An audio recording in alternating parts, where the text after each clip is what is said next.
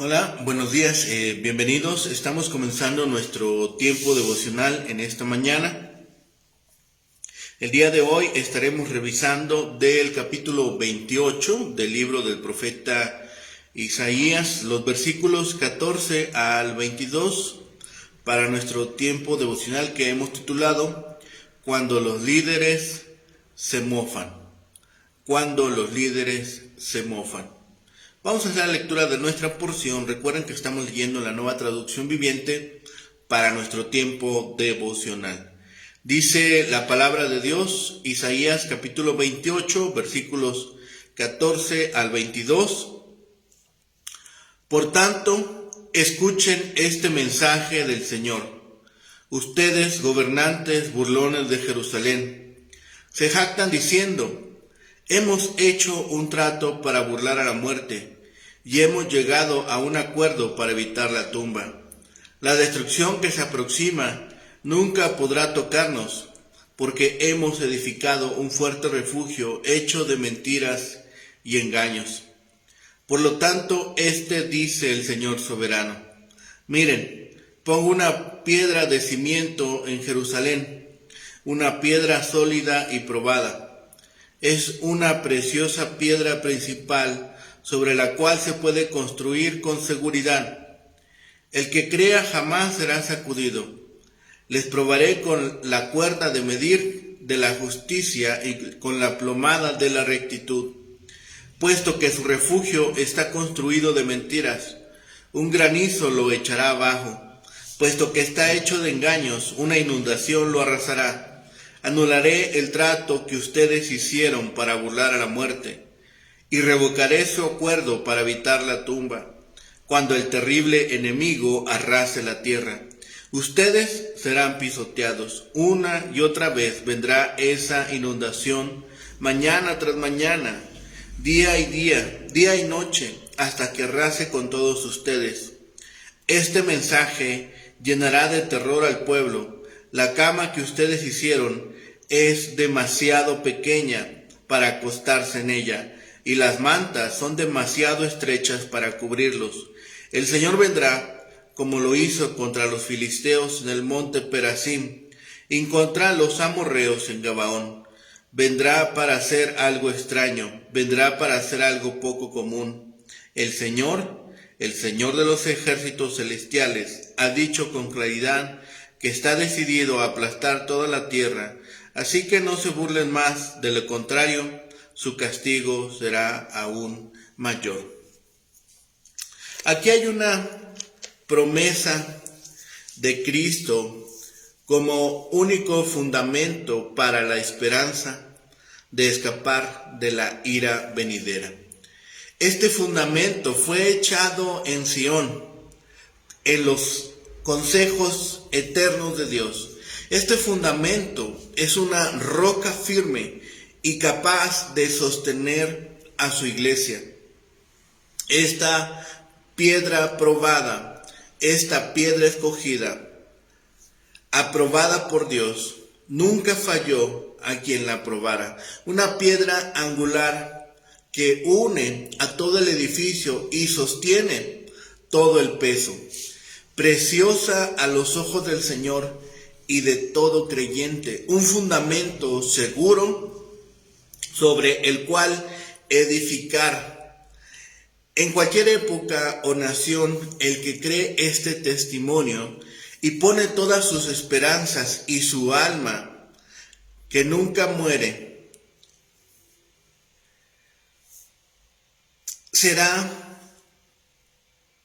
no será confundido. El efecto justo de la fe en Cristo es acallar y calmar al alma hasta que los sucesos sean ordenados en el tiempo por quien tiene todos los tiempos y poder en su mano. La protección en que los hombres confíen para justificación, que no sea la justicia de Cristo, o para sabiduría, fuerza y santidad, que no sea la influencia del Espíritu Santo, o para felicidad, que no sea el favor de Dios. La protección en que pensaron ampararse resultará insuficiente para responder esa intención. Los que descansan en una justicia propia se habían engañado a sí mismos. La cama es demasiado corta, las tapas son demasiado estrechas. Dios será glorificado en el cumplimiento de sus consejos. Si los que profesan ser miembros de la iglesia de Dios se hacen como filisteos y cananeos, deben esperar ser tratados como tales. Entonces, no osen ridiculizar las reprensiones de la palabra de Dios o los anuncios de juicios. Así que Isaías no ha terminado aún de expresar el juicio. Los líderes de Judá, abandonando a Jehová en favor de alianzas políticas para protegerse contra la invasión asiria, los líderes del pueblo en Jerusalén habían hecho un trato con Egipto. En eso habían fundado su esperanza, una esperanza que nunca se iba a materializar, y la que Isaías caracterizó como un pacto con la muerte y un convenio con el sepulcro. Por supuesto, nadie usaba públicamente esas palabras, pero los líderes políticos, junto con los sacerdotes y profetas ebrios que se describieron antes, estaban confiados en su alianza con Egipto. Para ellos, este era un lazo que los protegería de la catástrofe. Habían hecho todo, menos la cosa para protegerse a ellos mismos y proteger a la nación contra la irrupción asiria. No se habían vuelto al Señor en busca de ayuda y protección. En lugar de ello, confiaron en el ejército asirio invadiera a Israel del norte y arrasara a su propio país, Judá. Ellos iban a estar a salvo. Su refugio, una expresión que se aplica bellamente al Señor, descansa en esa alianza terrenal en vez de Dios. Isaías catalogó este convenio como mentira y falsedad, que nada les serviría. Pero Isaías presenta una promesa. Continuó con una extraordinaria y bella promesa.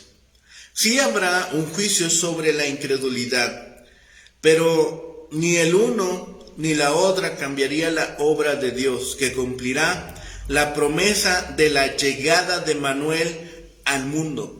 Colocaría la piedra del ángulo en Sión, la que fue identificada en el Nuevo Testamento. Pedro citó este versículo refiriéndose a Cristo, Primera de Pedro, capítulo 2, versículos 4 al 8. Y Pablo aludió al mismo cuando escribió, siendo la principal piedra del ángulo Jesucristo mismo, Efesios 2:20. Y citó de nuevo este versículo en Romanos 9:33. Esta piedra, escribió Isaías, era probada y preciosa, puesto que Dios la había puesto en Sión, era inquebrantable y sólida. Una idea que el mensajero de Dios recalca. El pasaje hace uso de un verbo hebreo que describe una acción que ha sido terminada. Dios puso la piedra. Esto fue hecho incluso cuando Jesús no había venido aún, pero para Dios el plan de salvación que Cristo iba a llevar a cabo a su debido tiempo era un hecho. Para Él este plan ya se había cumplido, puesto que todo lo que Él promete se realiza con toda certeza. Encontramos sobre esta preciosa gema en medio de pasajes de pesar y juicios. Acabamos de leer sobre la alianza con la muerte, de sacerdotes y profetas ebrios y del vómito que lo cubría todo. Esas cosas sirven para comparar el bello y grandioso ofrecimiento que Dios proclamó a través de su fiel profeta Isaías. La promesa brilla radiante a través de las edades cuando el juicio sobre la incredulidad ha venido y se ha ido. Es como si encontrásemos un gran tesoro entre los escombros del juicio. La esperanza en las páginas del Nuevo Testamento deslumbra y continúa brillando en el corazón de todos los creyentes de hoy en día. Los que confían en esta piedra angular serán salvos y no serán afligidos. Isaías les hizo la proclamación de esta maravillosa invitación, incluso a los sacerdotes y profetas embriagados y a los líderes que se habían aliado con la muerte. Esta es la misma clase de invitación que Jesús le hizo a Judas cuando le llamó amigo. El Señor no quiere que nadie perezca, sino les extiende la invitación, pero tristemente esta promesa no penetró su apóstata corazón. No quisieron escuchar y para ellos la promesa se convirtió solo en palabrería. Como Judas, prosiguen en el camino de la impenitencia marchando hacia el desastre. Ni la invitación del mismo misericordioso Dios les hace cambiar de parecer. Isaías describió un edificio que se eleva desde esta piedra angular.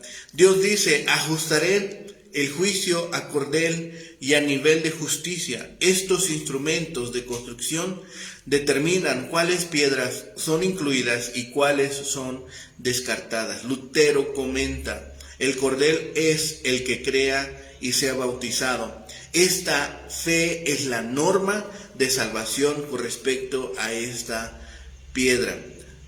Martín Lutero, en Trabajos de Lutero, volumen 16, página 231.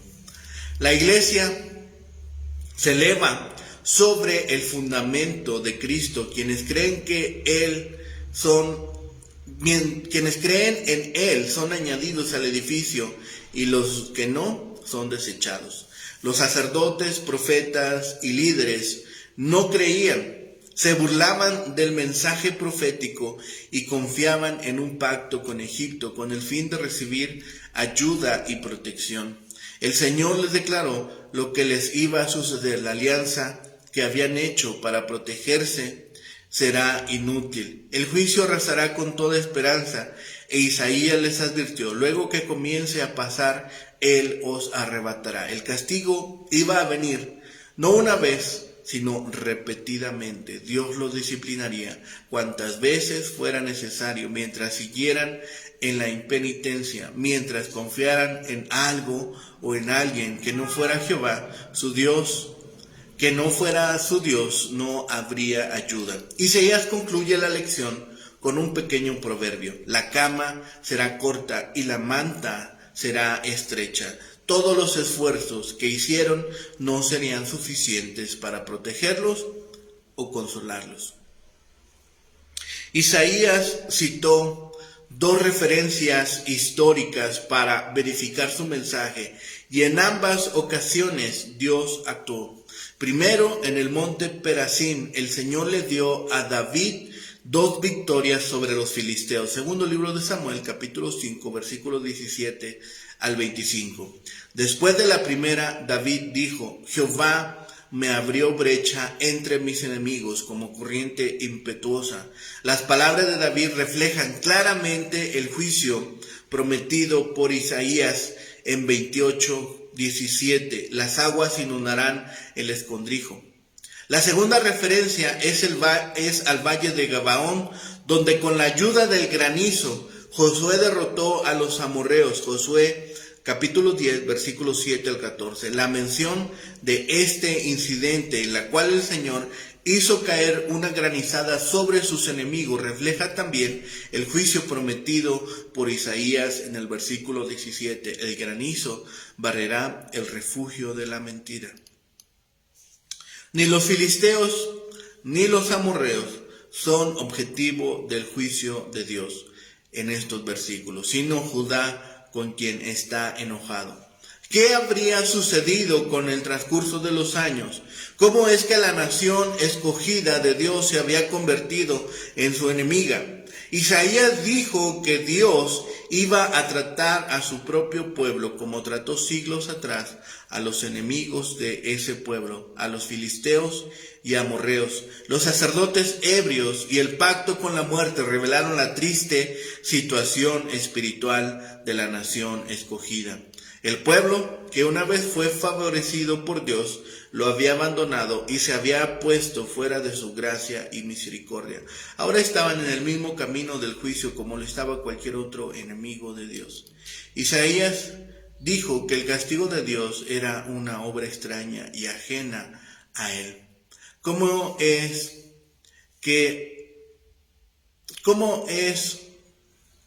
hacer esto delante de Dios? ¿Cómo esto se volvió extraño a Dios? Ezequiel escribió: diles, vivo yo, dice Jehová el Señor, que no quiero la muerte del impío, sino que vuelva el impío de su camino y que viva. Volveos de vuestros malos caminos. ¿Por qué habéis de morir, casa de Israel? Ezequiel 33:11. Dios es misericordioso, piadoso, tardo para la ira y grande en misericordia y verdad. Éxodo 34:6. Él debe castigar la incredulidad y la rebelión, pero prefería perdonar a pecadores arrepentidos antes que castigar a pecadores obstinados. El juicio viene solamente cuando los pecadores rechazan su amor. Así que juzgar a la gente es una obra ajena a Dios. En segundo lugar, Él decide obrar por medio de su gracia, prefiriendo usar la apacible y suave voz del Evangelio que obrar por medio del viento, los terremotos y el fuego. Primer libro de Reyes, capítulo 19. Por medio del Evangelio, Dios cambia corazones y hace su obra de amor. Cuando las personas rechazan la palabra, Él necesita traer el juicio empleando otro sistema. El juicio mediante inundaciones, granizo, ejércitos invasores, no es la forma en que Dios normalmente actúa. En realidad, tal proceder le es extraño y ajeno. Para que se arrepintieran por última vez, Isaías les dijo: no os burléis. Dios viene con su compasión y ternura incluso a este pueblo de beodos y cínicos, de borrachos y embusteros. A lo dicho, el profeta añade una nota final de autoridad que él había escuchado del Señor Jehová de los ejércitos. Estos impenitentes no deberían tener ninguna duda acerca de la fuente de las predicciones del profeta. Si Dios pronunció estas palabras, eran absolutamente ciertas. Todo iba a ocurrir tal como el fiel emisario dijo, porque Jehová de los ejércitos, el supremo Dios del pacto de Israel, lo había decretado así. Sus nombres divinos subrayan aquí todo lo que Isaías había dicho. Los gobernantes de Judá se jactaban de que el pacto que habían hecho con Egipto les había librado del ataque asirio, pero en realidad esa alianza significaría muerte y Seol para ellos. Estaban confiando en mentira y falsedad. Por supuesto, el pacto con la muerte y el convenio con el Seol no era un trato literal. La idea parece ser que Judá pensaba que se llevaba bien con la muerte y el Seol y no tenían nada que temer a causa de su alianza con Egipto. Algunos llegan a pensar que este es una imagen simbólica del trato de Israel y la bestia, según el libro de Daniel, capítulo 9, versículo 27. Dios ha establecido al Mesías como el único objeto digno de confianza, el cimiento estable, como la única persona en quien nosotros podemos confiar. Los que se apoyan en Él no necesitan huir asustados. Bajo su dominio, todo tendrá que pasar por la prueba de juicio y justicia, y el juicio barrerá todo falso objeto de confianza. Los políticos del pueblo de Judá no podían protegerlo cuando venga el invasor, pues toda incursión enemiga triunfará. El pueblo reconocerá la verdad de lo que Dios había estado diciendo, pero ya será demasiado tarde. La cama será corta y la manta estrecha. Esto es, que el pacto no puede proveer la seguridad y la protección deseadas. Jehová el Señor se levantará en juicio contra su pueblo como había hecho anteriormente con sus enemigos. Un juicio totalmente extraño para él. Si se burlan, solo conseguirán apretar más sus ataduras. Así que observamos que los dirigentes del pueblo se comportaban ante Isaías con escarnio. Se burlaban de él, repitiendo sus palabras mediante refranes satíricos. Cuando él les decía de que su política acarrearía muerte, ellos respondían: comamos y bebamos, que mañana moriremos. Y aquí se cita otra de sus temerarias bravatas: hemos realizado un pacto con la muerte, con el Seol hemos hecho un convenio. Aquí en el versículo 15 se jactan diciendo: hemos hecho un trato para burlar a la muerte y hemos llegado a un acuerdo para evitar la tumba.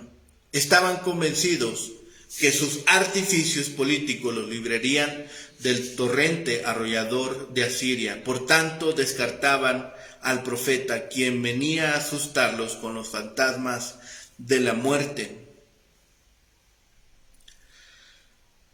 Sus palabras parecen hacer eco en el capítulo 5, versículo 14. Por eso el Seol les echó su garganta y abrió su boca sin medida. Ante la horrible confianza y la ciega convicción de los que habían cimentado todas sus expectativas en Egipto, el profeta responde con estas palabras de Jehová: he aquí que yo pongo como cimiento en Sión una piedra aprobada, una preciosa piedra angular, expuesta como cimiento. Versículo 16. Esta es la base de la auténtica confianza y el fundamento del verdadero gobierno del reino de Judá, la vigencia del derecho y la justicia que Dios impondrá en Sión. No es que los sabios del faraón planearan en Egipto lo que decidirá el curso de la historia, sino lo que Jehová decidirá en Sión, su santa morada. La expresión "el que crea no se apresure" es elíptica, es una elipsis. Quiere decir, el que cree que es Dios quien dirige la historia, no se apresure a cometer tales imprudencias como venderse primero a Egipto para luego caer bajo la bota de Asiria. Por la vía del Midrash, estas palabras han sido aplicadas en el Nuevo Testamento a la persona de Jesús. Pero como la cita fue tomada de la versión Septuaginta, no será avergonzado en lugar de no se apresure. Para los escarnecedores que decían: hemos puesto al engaño como nuestro refugio y en la mentira nos hemos escondido, el profeta responde: el granizo Asiria barrerá el refugio del engaño, Egipto, y las aguas inundarán su escondrijo. Versículo 17. Y a las vanas expectativas centradas en la ayuda de Egipto, el profeta responde en el versículo 20: la cama es demasiado corta. Finalmente, les recuerda 2 campañas militares victoriosas de David. Pero hemos visto lo peligroso que es cuando los líderes se mofan.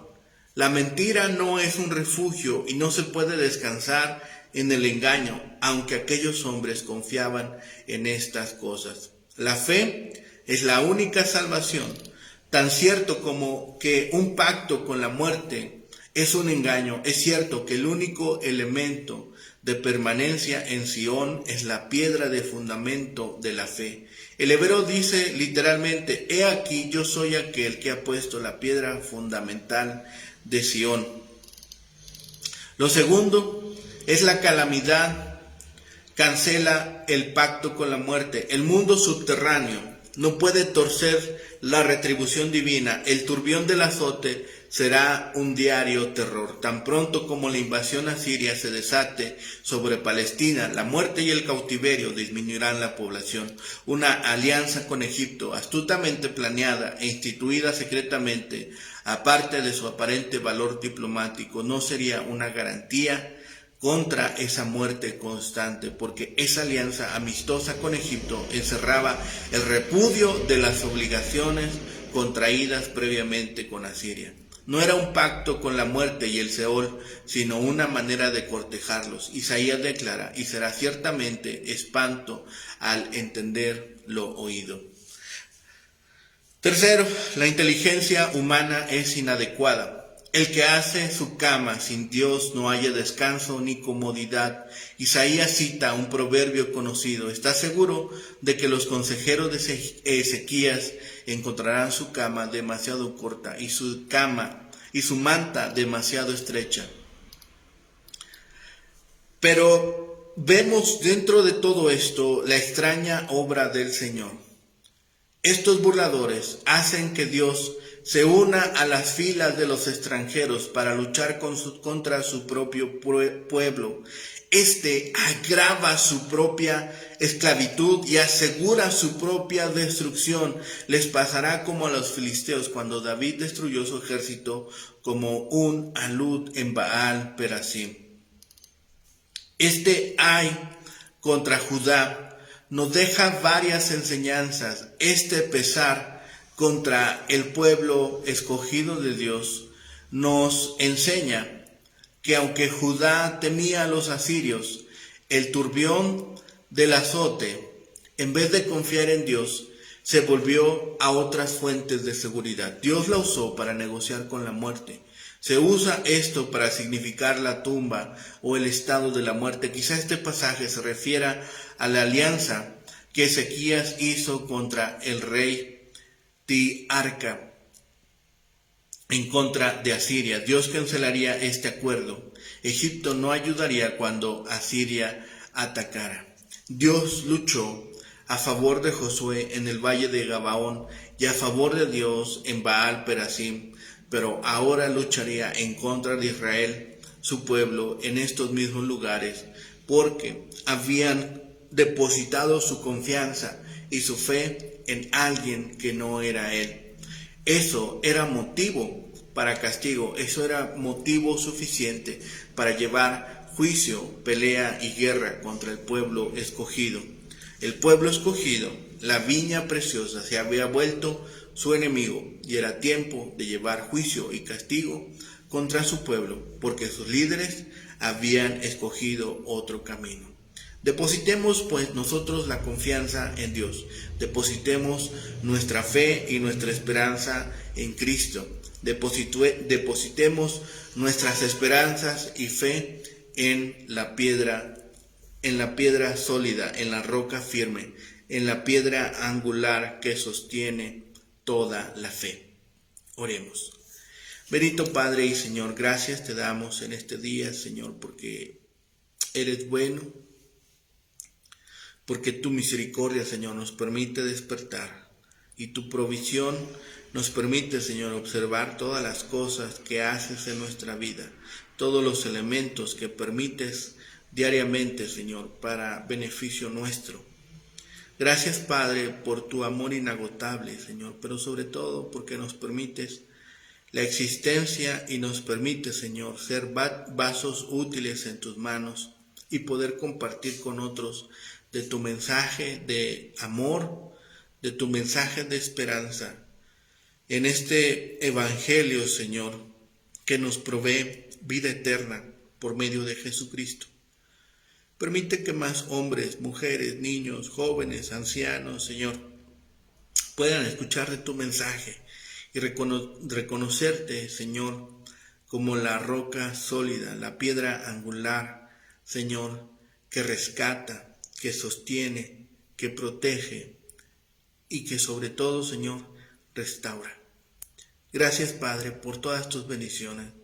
Gracias, Señor, por tu amor incondicional y porque un día permitiste que en Cristo Jesús, Señor, podamos nosotros volver nuestros ojos, reconocerle como Señor y Salvador y obtener vida eterna.